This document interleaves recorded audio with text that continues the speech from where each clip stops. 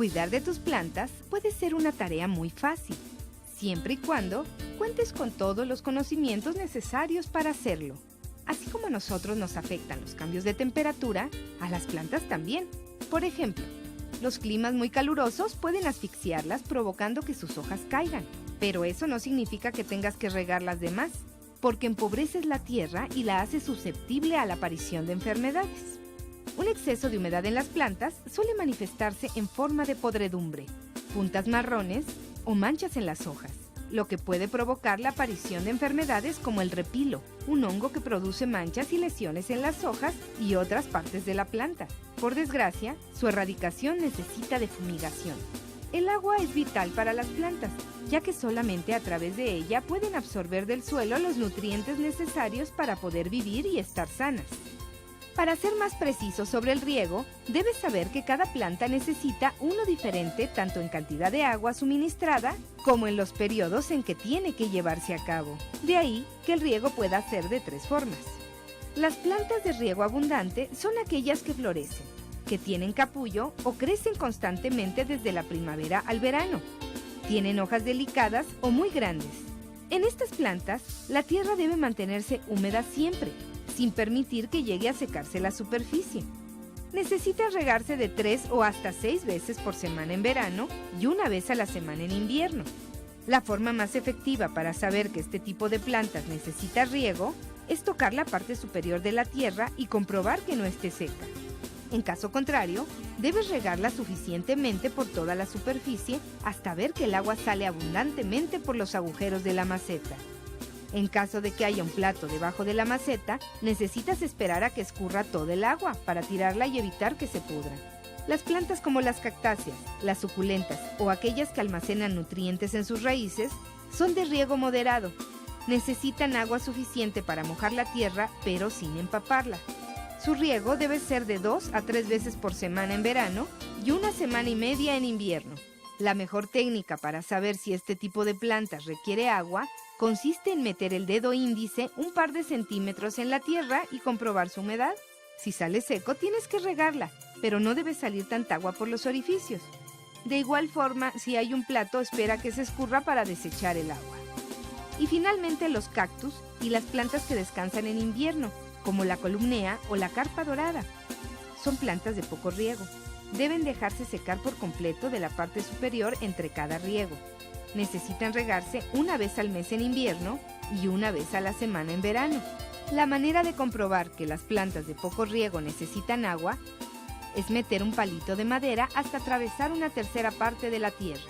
Si sale seco, hay que regar con un chorrito de agua de manera que no llegue a salir por los agujeros del drenaje de la maceta. Ahora bien, para que el cloro del agua no dañe las plantas, lo mejor es que dejes reposar el agua durante una noche para que se evapore y la cal se asiente en el fondo del recipiente, por lo que no deberás verter el agua del fondo. Al regarlas, evita salpicar las hojas y las flores que estén a la luz del sol porque podrían quemarse.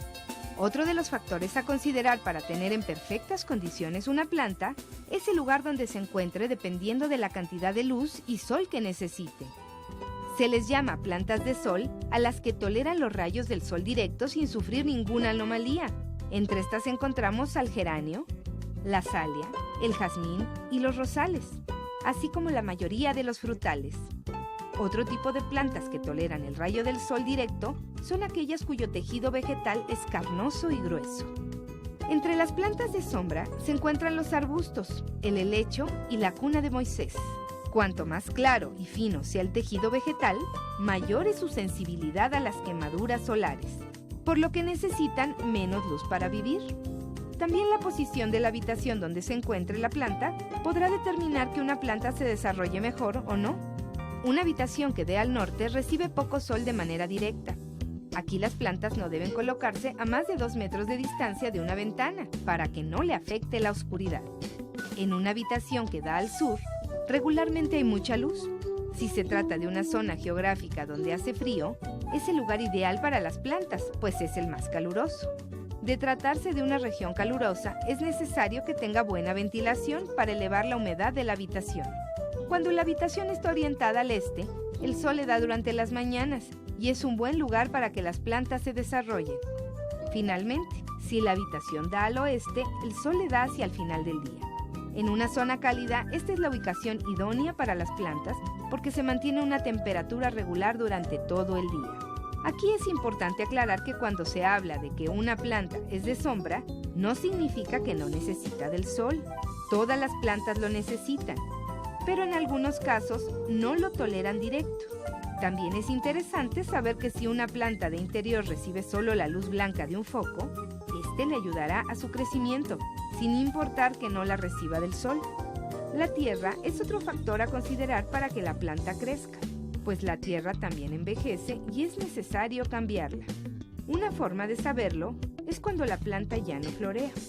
Esto significa que los nutrientes de la tierra se han acabado. Las plantas necesitan 13 elementos químicos para vivir y desarrollarse correctamente.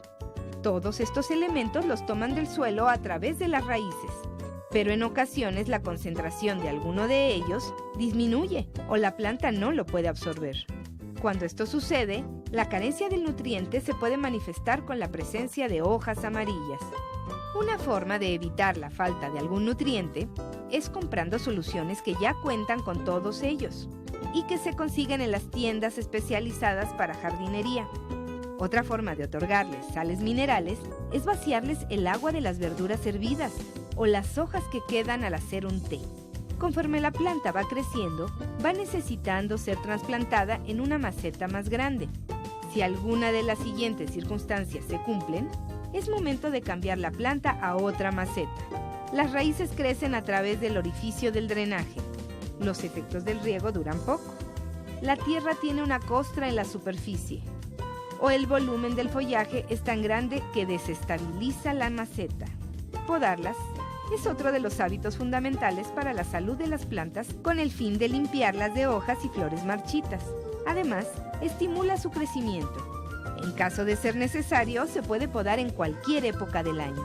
En las plantas que viven en exterior, lo ideal es hacer una poda profunda entre octubre y marzo.